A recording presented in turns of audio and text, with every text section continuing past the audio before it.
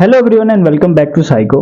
आज की इस वीडियो में हम उत्तराखंड केमिस्ट और डेयरी इंस्पेक्टर वरिष्ठ दुग्ध अधिकारी का जो पेपर हुआ था अभी उसको हम कंप्लीट एनालाइज करेंगे। ये एनालाइज वन दरोगा फार्मासिस्ट और किसी अधिकारी के जो पेपर देने जा रहे हैं उनके लिए काफी ज्यादा इंपॉर्टेंट है। क्यों? क्योंकि इन सभी का सिलेबस सेम ही है। तो इस वीडियो में हम कंप्लीट एनालिसिस देखेंगे कि पेपर कैसा आया था, क्वेश्चन कहां से पूछे गए थे, पेपर का पैटर्न क्या है, किस सेक्शन से कितने क्वेश्चन पूछे गए थे और कुछ बातें बताऊंगा जिनको अगर आपने फॉलो किया तो आपके मार्क्स इंक्रीज करेंगे। तो चलिए वीडियो को शुरू करते हैं। तो केमिस्ट और जो डेयरी इंस्पेक्टर का पेपर 25 को हुआ था, दोनों पेपर 25 तारीख को ही हुआ था। उसमें देखिए जो फिजिक्स केमिस्ट्री बायो मैथ ये जो 4 सेक्शन है ये तो सबके लिए कॉमन है। Okay, part A B C और डी ये कॉमन है। तो इस वीडियो में हम इन्हीं 4 पार्ट को डिस्कस करेंगे। देखिए फिजिक्स के क्वेश्चन कहां से पूछे गए थे, तो एनसीईआरटी से पूछे गए थे। 9th और 10th की एनसीईआरटी से पूछे गए थे। क्वेश्चन का लेवल क्या था, तो इजी से मॉडरेट बोल सकते हैं हम, ज्यादातर ये इजी क्वेश्चन थे। केमिस्ट्री की बात करें तो ये भी क्लास 9th और 10th की एनसीईआरटी से पूछे गए थे और इजी टू मॉडरेट क्वेश्चन थे। बायोलॉजी 9th 10th और 11th से पूछे गए थे, क्योंकि 11th भी आपके सिलेबस में दिया गया था, 11th के कुछ चैप्टर, इसलिए 11th से भी क्वेश्चन पूछे गए थे। तो इसलिए ये थोड़ा मॉडरेट से हार्ड की तरफ था। बहुत सारे बच्चों को दिक्कत हुई थी बायोलॉजी के क्वेश्चन सॉल्व करने में, क्योंकि थोड़े टफर साइड थे इसके क्वेश्चंस। और मैथ्स की बात करें तो मैथ्स भी एनसीईआरटी क्लास 9th और 10th से पूछे गई थे। इसे भी हम बोल सकते हैं कि इजी से मॉडरेट के बीच में था। तो ओवरऑल पेपर इजी से मॉडरेट बोल सकते हैं हम, हार्ड पेपर नहीं बोलेंगे हम इसको। ओके, अब पेपर के पैटर्न की बात करते हैं कि पेपर का पैटर्न क्या है। तो देखिए टोटल इसमें 5 पार्ट थे।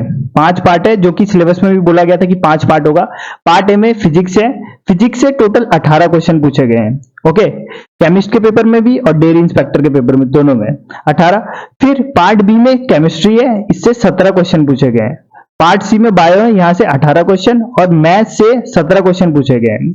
और जो पार्ट हमारा एन है या एच जो भी है, जो पोस्ट वाइज है, जैसे वन दरोगा में पार्ट एच है, फार्मासिस्ट में कुछ और पार्ट है, ठीक है, तो वहां से उनके सब्जेक्ट से टोटल 30 क्वेश्चन पूछे गए। तो ये कितने हो गए, 70 क्वेश्चन हो गए।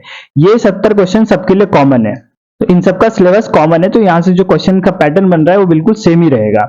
ठीक, यहां भी आप देख सकते हैं ये सिलेबस दिया गया था UKSSC द्वारा कि part A B C D ये सब कंपलसरी है इन सब पोस्टों के लिए, जिसमें हमारे पास कौन कौन सी पोस्ट थी, सहायक कृषि अधिकारी, वरिष्ठ दुग्ध निरीक्षक, इसका पेपर हो गया है, ये डन है। फार्मासिस्ट और केमिस्ट का पेपर एक साथ होना था, लेकिन फार्मासिस्ट में कुछ प्रॉब्लम आने की वजह से इसको अलग कर दिया, तो केमिस्ट का पेपर हो गया है इसमें से।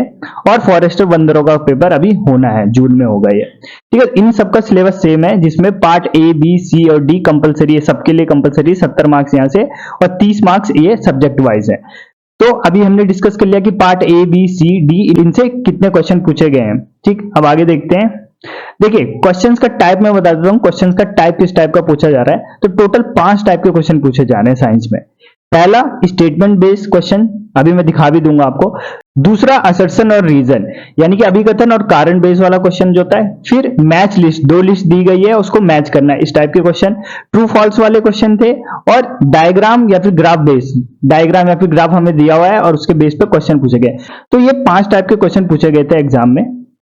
देखिए मैं आपको दिखा देता हूं, ये स्टेटमेंट बेस्ड क्वेश्चन है, इसमें 2 या 3 स्टेटमेंट दिया हुआ है और पूछा गया कि कितने स्टेटमेंट सही है और या कौन सा स्टेटमेंट इनकरेक्ट है, इस टाइप के क्वेश्चन। ठीक, ये है assertion reason based question. Okay, ये मैच द लिस्ट वाला क्वेश्चन है, जिसमें लिस्ट 1 को लिस्ट 2 से मैच करना होता है। और ये है ट्रू फॉल्स वाला, जिसमें हमें ट्रू फॉल्स बताना है कि कौन सा ट्रू है कौन सा फॉल्स है। और ये आपको दिख रहा है, ये डायग्राम बेस्ड क्वेश्चन है, ये पिछले साल से UKSSC ने पूछना स्टार्ट किया है। तो ये 5 टाइप के क्वेश्चन पूछे जा रहे हैं। ठीक, अब बात करते हैं न्यूमेरिकल्स। न्यूमेरिकल जो फिजिक्स और केमिस्ट्री में पूछे गए, तो न्यूमेरिकल बहुत कम पूछे गए, इतने ज्यादा न्यूमेरिकल नहीं पूछे गए।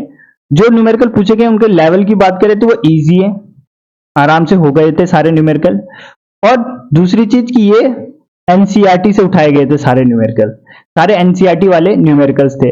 और ये जो न्यूमेरिकल है, ये न्यूमेरिकल मैंने आपको सारे न्यूमेरिकल करवाए हुए हैं ऑलरेडी। मैं अभी आपको वीडियो दिखा दूंगा कि कौन सी वीडियो में मैंने आपको सारे न्यूमेरिकल एक साथ, सारे जितने भी न्यूमेरिकल UKSSC ने पूछा आज तक, वो सारे मैंने आपको करवाया हुआ है। और जो इन एग्जाम में जो भी न्यूमेरिकल बने थे उस वीडियो में कवर हो गए थे वो सारे न्यूमेरिकल। ठीक है, तो न्यूमेरिकल इजीली बन सकते थे, इतना टफ न्यूमेरिकल कोई भी नहीं था, सारे इजी थे और सारे प्रीवियस ईयर वाले थे। मतलब ऐसा कोई नया न्यूमेरिकल नहीं था, सारे ऐसे न्यूमेरिकल थे जो आपने ऑलरेडी सॉल्व किए होंगे या फिर मैंने आपको करवाए हुए ऑलरेडी सॉल्व। मैथ्स की बात करें तो मैथ्स में टोटल 17 क्वेश्चन पूछे गए थे। और इसमें सबसे खास बात यह है कि जो क्वेश्चन पूछे गए हैं वो ज्यादातर क्वेश्चन कॉन्सेप्ट बेस्ड क्वेश्चन पूछे गए हैं। ठीक है, जो एनसीईआरटी में हमारे कॉन्सेप्ट दे रखे हैं या फिर जो थ्योरम दे रखे हैं, उन थ्योरम के ऊपर बेस्ड क्वेश्चन पूछा गया है। ज्यादा कैलकुलेटिव क्वेश्चंस नहीं है, एक आधा क्वेश्चन कैलकुलेटिव है, बाकी सारे क्वेश्चन कॉन्सेप्ट बेस्ड क्वेश्चन है। यदि आपको कॉन्सेप्ट पता है तो आप इजीली कर जाओगे क्वेश्चन को, नहीं तो वो क्वेश्चन आपसे नहीं बनेगा। और यदि मैथ्स के क्वेश्चंस के लेवल की बात करें तो अभी पीछे भी मैंने आपको बताया कि इजी थे क्वेश्चंस, मैथ्स के क्वेश्चन इजी है और इजीली बन जाएंगे आपसे अगर आपने क्लास 9th और 10th की एनसीईआरटी को अच्छे से किया है। उसमें जो एग्जांपल्स दिए हुए हैं जितने भी, उनकी प्रैक्टिस की है आपने, तो मैथ्स में आपको कोई भी प्रॉब्लम नहीं आएगी।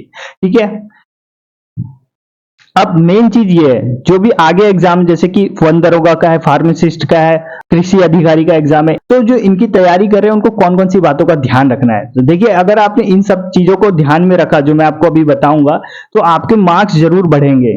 ठीक है, देखिए पहली चीज, focus on NCERT, read line by line. मैं आपको शुरू से ही बोल रहा था कि एनसीईआरटी पढ़ना है, खाली कोई दूसरी बुक पढ़ने की जरूरत नहीं है, खाली आपको एनसीईआरटी पढ़ना है, लाइन बाय लाइन पढ़ना है, आपको हर एक लाइन उसको अच्छे से उसको पढ़ना है। 5 से 6 बार, जितनी बार भी आप उसको रिवाइज कर सकते हैं उतनी बार करें, एनसीईआरटी पढ़ें खाली। आपने पेपर देख लिया होगा, पेपर देख के आपको पता चल गया होगा कि जो क्वेश्चन पूछे जा रहे हैं वो सिर्फ एनसीईआरटी से पूछे जा रहे हैं, बाहर से कोई भी क्वेश्चन नहीं पूछा गया है। तो एनसीईआरटी आपको पढ़ना है, ठीक, पहली चीज। दूसरी चीज, question will be lengthy so manage the time.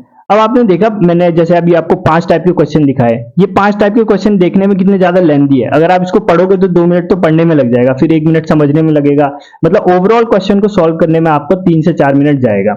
Okay, और इसमें मैथ्स के भी क्वेश्चन है, और मैथ्स के क्वेश्चन अभी हमने देखा कि 17 के आसपास मैथ्स के क्वेश्चन पूछे जा रहा है। तो मैथ्स के क्वेश्चन को सॉल्व करने के लिए आपको लगभग 30 से 40 मिनट तो यही लग जाएगा मैथ्स के क्वेश्चन को सॉल्व करने में। तो फिर आपके पास टाइम बहुत कम बचता है साइंस के क्वेश्चन को करने में। तो ऐसा ना हो कि आपके क्वेश्चंस छूट जाएं टाइम की कमी के कारण, तो आपको टाइम का भी मैनेज करना है। ठीक है, क्वेश्चन हम देख रहे हैं इजी है, इजी क्वेश्चन पूछे जा रहे हैं साइंस के, लेकिन लेंथी क्वेश्चन है, तो उसको भी आपको टैकल करना है कि लेंथी क्वेश्चंस में कैसे हम टाइम को मैनेज करें, या अपनी स्पीड को आपको शुरू से ही फास्ट रखना है ताकि टाइम की कमी बाद में ना पड़े। ठीक है, और टाइम को मैनेज कैसे करना है, तो मॉक टेस्ट लगा के मैनेज होगा। मैं आपको जल्दी मॉक टेस्ट प्रोवाइड कर दूंगा, अभी काम चल ही रहा है उस पर। जो मैं मॉक टेस्ट बना रहा हूं वो सेम इसी पैटर्न पे बना रहा हूं, मैंने आपको पहले ही बता दिया था कि क्वेश्चन सेक्शन वाइज वेटेज क्या रखूंगा, और सेम उसी टाइप का वेटेज इन एग्जामों में भी आया है। ठीक है, तो क्वेश्चन का वेटेज इसी टाइप का रहेगा। क्वेश्चन के टाइप जो भी मैंने दिखाया कि 5 टाइप के क्वेश्चन जो पूछे जा रहे हैं, उसी टाइप के क्वेश्चन भी है उसमें, लेंथी क्वेश्चन है, मतलब आपको बिल्कुल एग्जाम वाली फीलिंग आएगी। जैसा पेपर आपके एग्जाम में आएगा सेम उसी टाइप का पेपर आपको मॉक में भी मिलेगा। तो जल्दी मैं आपको मॉक भी प्रोवाइड कर दूंगा, जून के फर्स्ट वीक में आपको मॉक मिल जाएगा।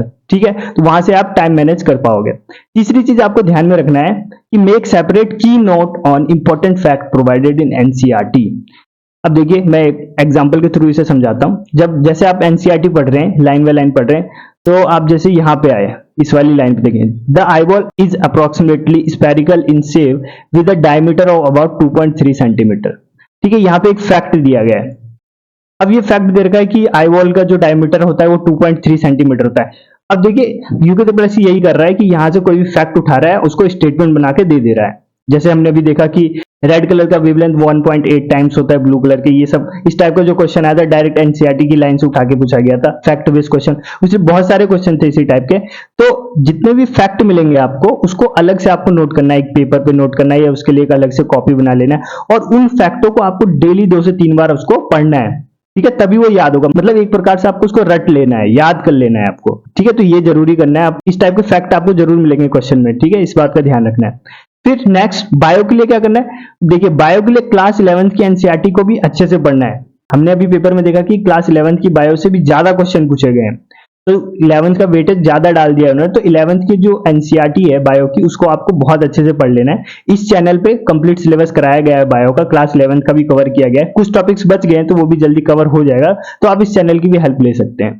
ठीक, न्यूमेरिकल के लिए क्या करें, तो न्यूमेरिकल के लिए मैंने इस पे एक वीडियो बनाया हुआ है जिसमें यूके त्रिपल द्वारा अभी तक जितने भी क्वेश्चंस पूछे गए न्यूमेरिकल के फिजिक्स और केमिस्ट्री में, वो करवाया हुआ था मैंने आपको। और पेपर उठा के देखो, जो ये दोनों पेपर हुए केमिस्ट के और जो डेयरी इंस्पेक्टर का पेपर हुआ, उसमें जितने भी न्यूमेरिकल है वो अगर आप ये वीडियो देख के जाओगे तो सारे कवर हो जाएंगे इस वीडियो से। ठीक है, तो इस वीडियो को आपको 2 से 3 बार, जितनी बार भी आप देख सकते हो, इस वीडियो को देखें। साथ में मैंने एक और वीडियो डाला था पहले, एनसीईआरटी में जितने भी न्यूमेरिकल दिए हैं उसके लिए मैंने एक अलग वीडियो डाला था, आप उस वीडियो को भी देख सकते हैं। तो इन दोनों वीडियो को आपको न्यूमेरिकल के लिए देखना है, इतना कर लो, न्यूमेरिकल आपसे नहीं छूटेगा।